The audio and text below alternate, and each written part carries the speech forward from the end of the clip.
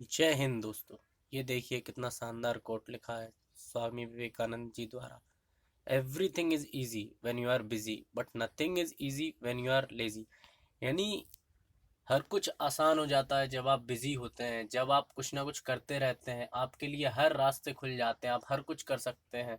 लेकिन अगर आप वहीं उस दूसरी तरफ देखा जाए, अगर आप कुछ नहीं कर रहे हैं, आप अपने आप का समय बर्बाद कर रहे हैं और लेजी हैं, तो उस समय क्या होगा कि आप बहुत कुछ चीज चीज करने से वंचित रह जाते हैं। अगर ये जैसे इतने दिन का मोदी जी ने 21 दिन का लॉकडाउन लगाया, उसके बाद फिर एक्सटेंड कर दिया 3 मई तक। तो हमें ये नहीं चाहिए कि हम समय बर्बाद करें, हम कुछ ना कुछ नया सीखते रहें।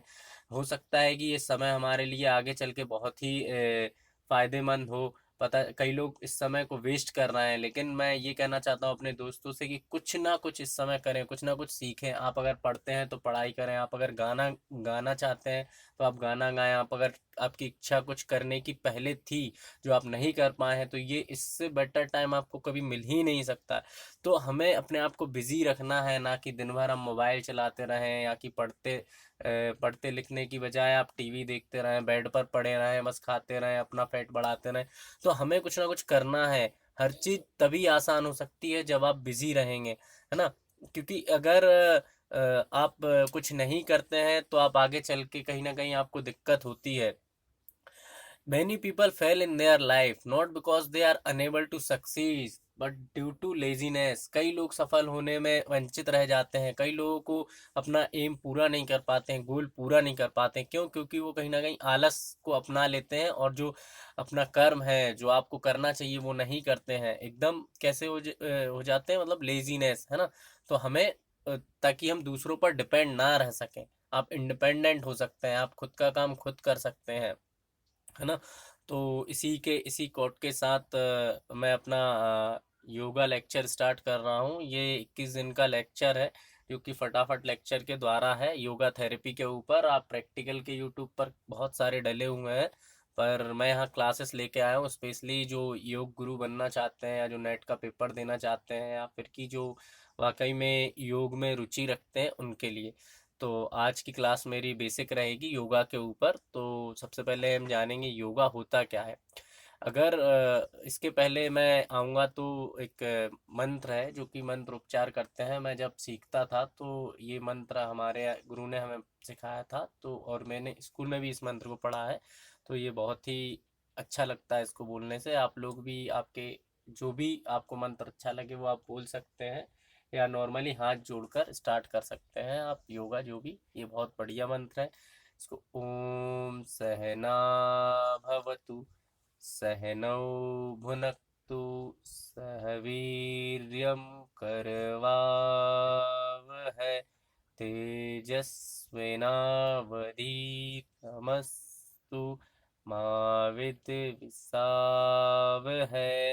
ओम शांति शांति शांति। मैं इस मंत्र का थोड़ा सा आप लोगों को समझाना चाहूँगा। इस मंत्र में ये कह रहा है कि ओम सहना भवतु, यानी अ, भगवान हमें प्रोटेक्ट करे। किसको? मुझे व मेरे गुरु को, टीचर एंड स्टूडेंट को। O may God protect us both, है ना। क्यों? क्योंकि हमारी जर्नी किस चीज़ की है? ज्ञान प्राप्त करने की, है ना। तो और हमारे लिए मे गॉड नोरिश अस बोथ, है ना। एंड और हमें आशीष दे कि हम एक साथ काम करें विथ एनर्जी एंड विथ वेग्योर। इसके साथ ही हम काम करें, हम अच्छे से पढ़ें, यही सब, है ना। तो इस मंत्र में यही बोला गया है कि हमें प्रभु ईश्वर आशीष दे ताकि हम काम कर सकें अच्छे से। और ओम शांति शांति शांति का मतलब है, ये पीस की बात हो रही है। ये 3 लेवल का होता है ना। तो इसमें हम शांति के लिए, बाकी इतना ही नॉर्मली है, इसको ज़्यादा आगे डीप में नहीं जाते हैं। नेक्स्ट मैं बात करता हूँ योगा की। तो योगा क्या है? अगर पतंजलि, महर्षि पतंजलि के द्वारा देखा जाए तो योग की परिभाषा क्या है? योगश्चित्त वृत्ति निरोधः। यानी योगश्चित्त वृत्ति निरोधः का मतलब क्या है? हमारी जो वृत्तियां हैं, जो चित्त है हमारा, जो मन में कई चीजें रहती हैं, घूमती रहती हैं, उस सब पर काबू पाना या उन सबको रेगुलेट करना, कंट्रोल करना, यही है योग। और ये सबसे भारत में ये सबसे पुराना है। इसको संस्कृत टेक्स्ट से लिया गया है। इसको युज बोलते हैं संस्कृत में, जिसका मतलब होता है टोटल यूनियन, जिसको हम कह सकते हैं टोटल यूनियन। और एक और इसका अर्थ होता है डिसिप्लिन, यानी अनुशासन। Yoga is also mastery over the mind, यानी माइंड के ऊपर मास्टरी करना, अपने माइंड को हर तरीके से कंट्रोल करना। It is a process of control the modification and operation of the mind field. It involves two types of power. One is to concentrate on any object for a long time, and another a capacity to remain quiet for some time. यानी एक और ये क्या हमें दो प्रकार की ताकत देता है, हम कंसंट्रेट कर सकते हैं, है ना, किसी भी ऑब्जेक्ट को बहुत देर तक, और अपने अंदर कैपेसिटी ला सकते हैं। Practising yoga teaches us about the body and mind discipline, यानी योगा की प्रैक्टिस करने से हमें क्या आता है, हमारी बॉडी और माइंड डिसिप्लिन को हम अच्छे से पढ़ सकते हैं, सीख सकते हैं, अपने बॉडी और माइंड पे कंट्रोल कर सकते हैं। और ये एक अपने आप में संपूर्ण विज्ञान है। साइंटिफिकली इसको प्रूव्ड किया जा चुका है कई बार, एक बार नहीं कई बार। इसीलिए बाबा रामदेव इतना प्रचार प्रसार करते हैं योगा के लिए। आजकल योग हमारे डेली रूटीन का हिस्सा बनते जा रहा है लोगों की। ये एक मेडिसिन की तरह है। Yoga is a natural way of making us fit and healthy. ये एक बिल्कुल प्राकृतिक तरीका है, मतलब एकदम फ्री है। इसमें कोई भी आपको ऑब्जेक्ट की ज़रूरत नहीं है, कोई भी इक्विपमेंट की ज़रूरत नहीं है। आप अपने आप को फिट रख सकते हैं, ना आपको ग्राउंड की ज़रूरत, ना किसी भी चीज़ की ज़रूरत है। आप योगा करके फिट रह सकते हैं। और बहुत ही ये सेफ़ है, हेल्दी है बॉडी के शेप के लिए। ये हमें बीमारियों से दूर रखता है। और जितनों भी हमारे मेंटली डिप्रेशन या स्ट्रेस में रहते हैं लोग, उनके लिए उससे आराम देता है। हमारी बॉडी को रिफ्रेश करता है, दिमाग को रिफ्रेश करता है, एकदम ताजगी ला देता है। यही योगा है। इसके और भी फ़ायदे हैं। अगर इसके बेनिफिट्स की बात की जाए तो ये मसल स्ट्रेंथ करने में बहुत ही फ़ायदेमंद है ना, ब्रेन पावर इंक्रीज करने में, कंसंट्रेशन बढ़ाने में, जो हार्ट से ब्लड सर्कुलेशन, ब्लड पंपिंग होती है, उसके लिए भी बहुत ही बेनिफिशियल है। माइंड को शार्प करता है। योगा पोस्चर, योगा आसन करने से हमारी बॉडी की स्ट्रेंथ पावर इंक्रीज होती है और हमारा दिमाग बहुत अच्छे से काम करता है। हमारी जो तार्किक क्षमता है वो बढ़ती है इससे। It help in a high level of concentration by reducing the emotions and feelings. जो लेवल ऑफ कंसंट्रेशन है वो बहुत हाई हो जाता है योगा करने से। जैसे हमारी जो इमोशंस हैं, फीलिंग्स हैं, वो हम कंट्रोल कर पाते हैं। क्योंकि कई बार ऐसा होता है कि अगर हम कुछ कर रहे हैं तो हम प्रेम के कारण या भाव के कारण कुछ नहीं कर पाते हैं, या अश्रु आ जाते हैं अनायासी। तो इससे काफ़ी उस चीज़ पे कंट्रोल किया जा सकता है। और when we feel well, it automatically develops the good nature in us and thus it enhances the social well-being. जब हम कुछ अच्छा करते हैं, अच्छा सोचते हैं, तो अपने आप ही हमारे अगल बगल का वातावरण एकदम पॉजिटिविटी से भर जाता है। तो ये सब योगा के बेनिफिट्स हैं। अब मैं अगर योगा थेरेपी की बात करूं तो ये एक yoga therapy is a subject, और we call it is a technique to cure from diseases by yoga asanas and pranayams and meditation and etc. Many things are there. So yoga therapy utilizes poses, breathing techniques, meditation to benefit and improve overall health. And the key to successful yoga therapy is an incremental approach which tends to be safer and more effective than more aggressive strategies. तो ये सब हम कर सकते हैं। इसके बाद principal क्या है योगा थेरेपी का? योगा थेरेपी का प्रिंसिपल है कि ज़्यादा से ज़्यादा लोग बगैर पैसा खर्च किए, बगैर अस्पतालों में जाए और अपने दिनचर्या को बगैर मतलब डेली रूटीन को बिगाड़े अपने आप को फिट रख सके, है ना। It is a complete system with in it self, it need not draw from any other source. इसके लिए कहीं अदर सोर्स कुछ भी हमें ज़रूरत नहीं है। योग चिकित्सा के लिए कोई भी इक्विपमेंट की ज़रूरत नहीं है। कोई भी गैजेट की ज़रूरत नहीं है, इसमें कोई भी मेडिकल सिस्टम नहीं चाहिए, कोई भी सर्जरी नहीं करना है। ये ज़्यादा एक्सपेंसिव भी नहीं है, वेरी मतलब इसमें कुछ खर्चा भी नहीं होता है, आप सिंपली खुद से कर सकते हैं जो भी आपको आसन है। आजकल कितना ही यूट्यूब पर डला हुआ है, कितना ही वीडियोस डले हुए हैं, आप किसी से सीख भी सकते हैं घर पर बुलाकर योगाचार्य को। तो योगा थेरेपी का प्रिंसिपल यही है कि it is a alternative medical system and included as yoga therapy by some therapists.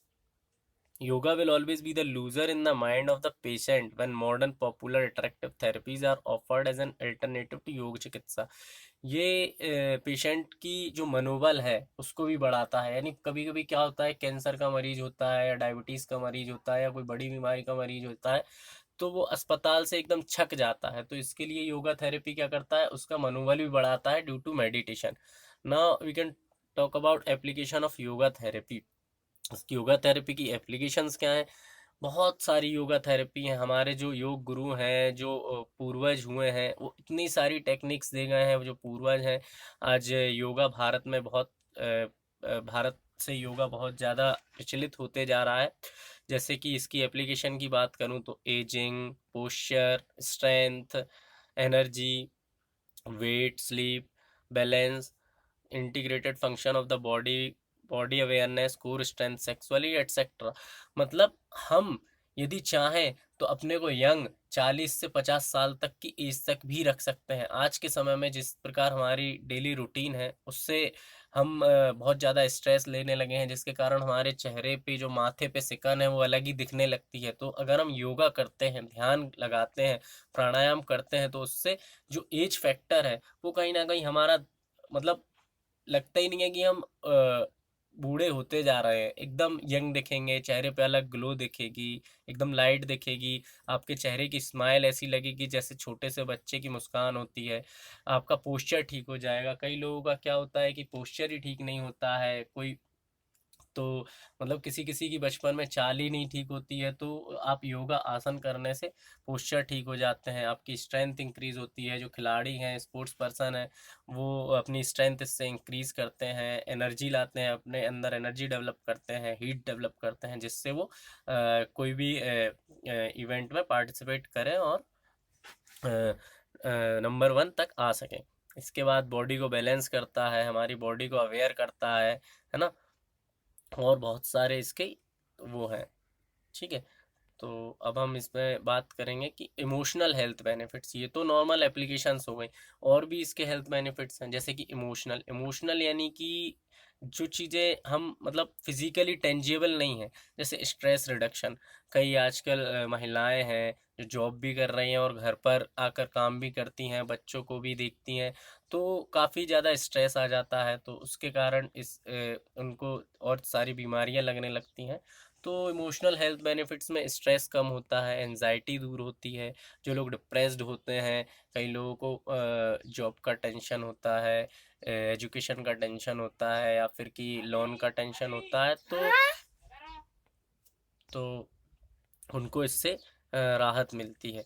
और self control, self acceptance, mind body connection, positive outlook on life, है ना। पॉजिटिविटी देखने मतलब अपने आप को एक सकारात्मक रूप से आदमी देखने लगता है, खुद को एक्सेप्ट करना सीख जाता है योगा करने से। मतलब वो दूसरों पर नहीं डालता, कोई भी गलती हो, कुछ भी हो, वो खुद से लगता है कि हाँ, मैं हर चीज़ की रिस्पॉन्सिबिलिटी लेने लगता है इंसान। कंसंट्रेशन तो इंक्रीज होता ही है, मेमोरी बढ़ती है, अटेंशन बढ़ता है, मैं बता चुका हूँ आपको।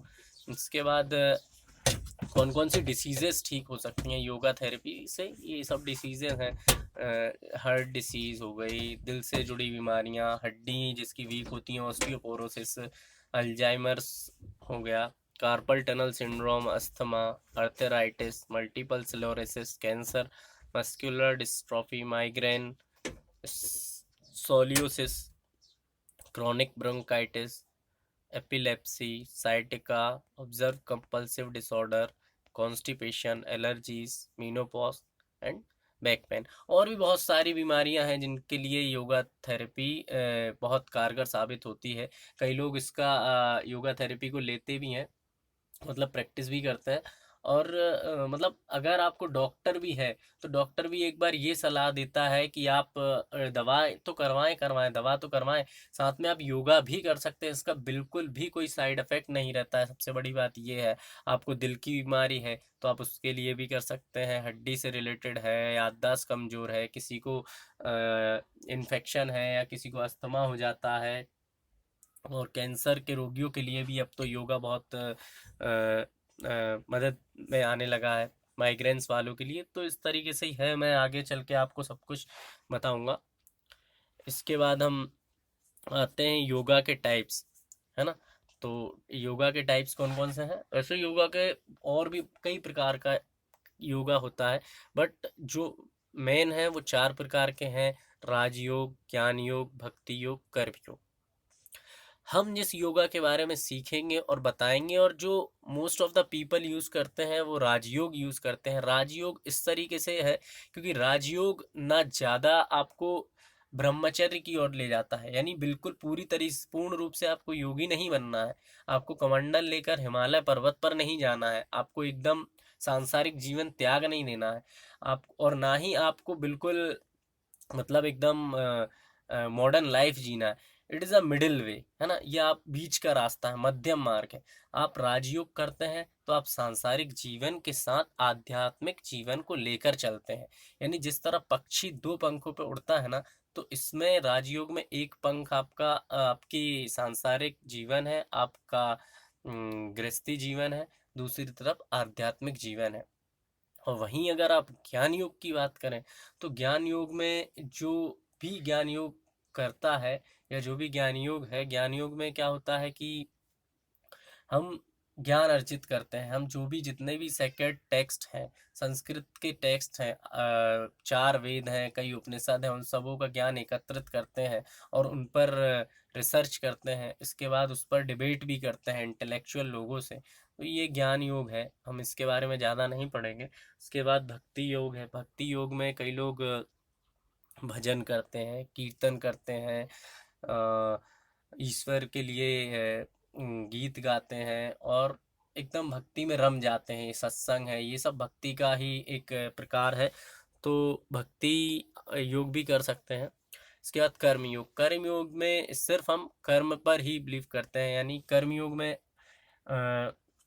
जो है कि इंसान सेल्फलेस एक्शन करता है, यानी बिना स्वार्थ के काम करते रहता है, सिर्फ वो कर्म पर विश्वास करता है, वो ज़्यादा सोचता नहीं है, उसके लिए कर्म ही सब कुछ है, उसके बाद कोई चीज़ है। तो ये है। राजयोग में हम बेसिकली अष्टांग योग की बात करेंगे, जिसमें यम, नियम, आसन, प्राणायाम, प्रत्याहार, धारणा, ध्यान, समाधि, तो ये 8 चीज़ें आ जाती हैं। ये 8 लिम्स हैं पतंजलि के, इनको फॉलो करने से इंसान समाधि तक पहुंच जाता है और उसकी पूरी लाइफ, पूरी जो जिंदगी है वो ट्रांसफॉर्म हो जाती है। यम और नियम जो है वो एथिकल डिसिप्लिन्स हैं, और आसन क्या है? पोस्चर है। यानी एथिकल डिसिप्लिन यानी कि वो रूल्स हैं, हमारी लाइफ को हमें कैसे जीना है, वो एक रूल्स है। एथिक्स यानी कि नैतिकता दिखाते हैं जो। और जो आसन है वो पोस्चर है, that is helpful for our body, है ना, बॉडी को मेंटेन करने के लिए, एक शेप उसका मेंटेन करने के लिए। और प्राणायाम किस लिए होता है? Controlling and harmonising the breath. यानी मैंने बताया था प्राणायाम क्या होता है, कि pranayama is a breath control technique in yoga, है ना। और प्रत्याहार में क्या होता है? हम अपने जितने भी सेंसेस हैं, जितनी भी इंद्रियां हैं, उनको कंट्रोल कर सकते हैं, है ना, कंट्रोलिंग ऑफ सेंसेस। और धारणा में कंसंट्रेशन, एकदम मतलब अगर मैंने धारणा बना ली है, अगर मैं एक जगह कंसंट्रेट हूँ कि मुझे यही करना है, मुझे वही दिख रहा है, तो वो धारणा हो जाती है। और ध्यान तो सबको पता ही है कि मेडिटेशन होता है ना। और समाधि यानी एब्जॉर्प्शन, खुद का एब्जॉर्प्शन हो जाना। तो ये। इसके बाद हेल्थ। हेल्थ क्या होता है? हेल्थ की डेफिनेशन अलग अलग लोग, अलग अलग रिसर्चर्स, अलग अलग साइंटिस्ट, अलग अलग फिलोसफर्स अलग अलग तरीके से दी है, लेकिन जो हमारा वर्ल्ड हेल्थ ऑर्गेनाइजेशन है उसके अकॉर्डिंग अगर देखा जाए तो हेल्थ की जो डेफिनेशन है वो क्या है? It is a state of complete physical, mental and social wellbeing and not merely the absence of disease और इन्फर्मिटी। यानी कि हमें उस स्टेट में होना कि हमारी शारीरिक, मानसिक और सामाजिक रूप से हम स्वस्थ हों और हमारे अंदर कोई भी प्रकार की बीमारी ना हो या कोई भी प्रकार का विकार ना हो। यही एक हेल्थ है, यही स्वस्थ है। Good health is more than being free from disease. It's having a positive outlook on life and feeling good physically. एक अच्छा स्वस्थ क्या होता है? जो कि किसी भी डिसीज से फ्री हो, मतलब उसमें कोई भी डिसीज ना हो, कोई भी बीमारी उस व्यक्ति में ना हो विशेष में। It is having a positive outlook on life and feeling good physically. ये एक पॉजिटिव आउटलुक देता है हमारे जीवन में। और इसके लिए हमें क्या, अगर किसी को गुड हेल्थ मेंटेन करना है तो उसके लिए क्या करना चाहिए? उसको प्रॉपर शेल्टर होना चाहिए, proper nutrition, proper diet, exercise, sleep, rest, ये सब चीज़ें प्रॉपर और साफ सफाई वो हमेशा करते रहे अपनी, है ना। तो ये हेल्थ हो गया।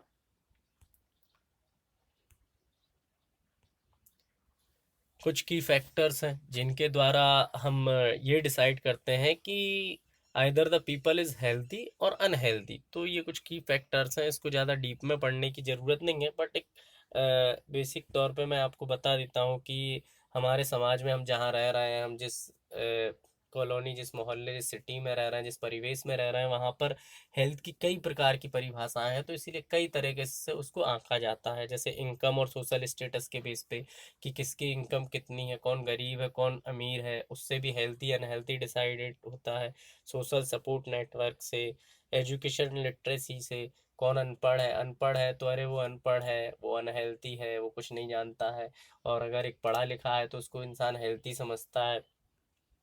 एम्प्लॉयमेंट के तौर पर देखते हैं हम, सोशल एनवायरनमेंट का मतलब सामाजिक वातावरण कैसा है उस जगह का, है ना। तो उसके बेस पे भी हम हेल्थी अनहेल्थी देखते हैं। जैसे कि मान लो कोई अगर ट्राइबल एरिया में रह रहा है तो उसको लोग अलग नज़रिए से देखते हैं, और कोई अगर मॉडर्न फ्लैट्स में, कॉलोनीज में, स्मार्ट सिटीज़ में रह रहा है तो उसको अलग नज़रिए से देखते हैं। तो ये भी एक वो है, पैरामीटर है।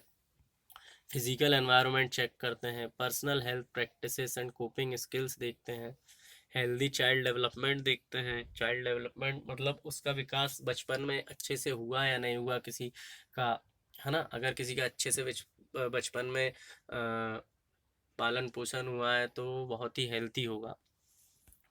जेनेटिक्स के तौर पर भी देखते हैं हम, अपनी जनरेशन में क्या बीमारियां थी, क्या नहीं थी, है ना। इसी तरीके से ये जेंडर एटसेट्रा। योग कॉन्सेप्ट ऑफ हेल्थ। हेल्थ के मामले में योग का क्या कॉन्सेप्ट है? अब चूंकि हमें ये पता है कि ये एक स्पिरिचुअल साइंस है, योगा एक स्पिरिचुअल साइंस है, यानी एक आध्यात्मिक विज्ञान है योग। ये कई मेडिकल रिसर्च में भी पाया गया है और भी बहुत जगह पाया गया है कि योग क्या है, एक स्पिरिचुअल साइंस है। किस चीज़ के लिए? For holistic development of our physical, mental and moral spiritual aspects of being, है ना। The philosophy of yoga is practical and applicable in our day to day living. और ये बहुत ही ज़्यादा प्रैक्टिकल है, ये कोई ऐसा नहीं है कि पाखंड है, इसको आप ऐसे नहीं कह सकते। इसका आपको तुरंत भी बेनिफिट देखने को मिल जाता है। कई ऐसे आसन और प्राणायाम हैं कि आप 2 से 3 दिन में जज कर सकते हैं कि उससे मुझे कितना फ़ायदा हुआ है, कितना नहीं हुआ है। और इसके लिए हमें कोई कंफर्मेशन नहीं चाहिए। There is no need of any confirmation, that already around us and proved scientifically. ये हमारे आसपास ही है ना। और ये yoga has been documented to normalise physiological function and recent advances in the field of research have shown that it has sound scientific basis. ये पूरा साइंटिफिक बेसिस है लगभग। जो हठ योग प्रदीपिका है स्वामी स्वात्माराम गुरु की, उसमें इन्होंने कहा है कि one who tirelessly practices yoga attains success irrespective of whether they are young, old, diseased or weak। कोई भी, किसी भी प्रकार का व्यक्ति, चाहे वो बीमार हो, चाहे वो छोटा हो, चाहे वो बड़ा हो, चाहे वो महिला हो या पुरुष हो, कोई भी हो, अगर वो नियंत्रित तरीके से और रोज मतलब रेगुलर योगा अभ्यास करता है तो उसका जीवन बदल सकता है। उसके जीवन में एक अलग ही ऑरा आ जाएगा। उसका जीवन एकदम प्रज्वलित हो जाएगा और उसके अंदर काफ़ी कुछ ट्रांसफॉर्मेशन हो सकता है। वो सफल हो सकता है, वो सक्सेस हो सकता है, उसे कोई भी बीमारी उसकी ठीक हो सकती है। He give us the guarantee that yoga improves health. मतलब वो गारंटी भी देते हैं कि योगा से जो हेल्थ है उस पर काफ़ी प्रभाव पड़ता है और कई बीमारियां भी ठीक होती हैं। Alike and wards of disease provided we properly abide by the rules and regulations. युवा वृद्धो या व्याधितो दुर्बलोऽपि वा अभ्यासत सिद्धिं पानोति सर्वयोगे स्वातंत्रितः। ये हठयोग प्रदीका में लिखा हुआ है स्वात्माराम जी के द्वारा। यानी कोई भी योगा कर सकता है, इसमें किसी के लिए कोई भी रुकावट नहीं है और इसका हेल्थ पर प्रभाव पड़ता है। यही योगिक कॉन्सेप्ट ऑफ हेल्थ है। तो ये मेरा वीडियो यहाँ पर ख़त्म होता है और आप इस वीडियो को देखें और देखकर मुझे रिस्पॉन्स ज़रूर दें कि आपको कैसा लगा। अगर आपको अच्छा लगा तो आप लाइक कर सकते हैं, अगर आपको बुरा लगा तो आप डिसलाइक कर सकते हैं और सब्सक्राइब भी कर सकते हैं। तो इस लॉकडाउन के पीरियड में मुझे ये बताएं कि आप लोग कैसा लग रहा है, अभी कैसे आपके दिन कट रहे हैं, कमेंट्स में आप बता सकते हैं। हो सकता है यह वीडियो आपके शेयर करने से किसी ज़रूरतमंद के पास पहुंच जाए और उसके जीवन में कुछ ना कुछ बेनिफिट हो जाए, कुछ ना कुछ उसको फ़ायदा हो जाए। क्योंकि आज मुझे पता है योगा, तो मेरा ये कर्तव्य बनता है कि मुझे कुछ भी नॉलेज है उसको शेयर करें, क्योंकि नॉलेज शेयर करने से ही बढ़ता है। ये ये बिल्कुल फ़ायदेमंद है। आप इसको शेयर कर सकते हैं, इसमें कोई भी वो नहीं है, योगा कर सकते हैं। तब अगले वीडियो तक के लिए मैं आपसे विदा लूँगा। धन्यवाद।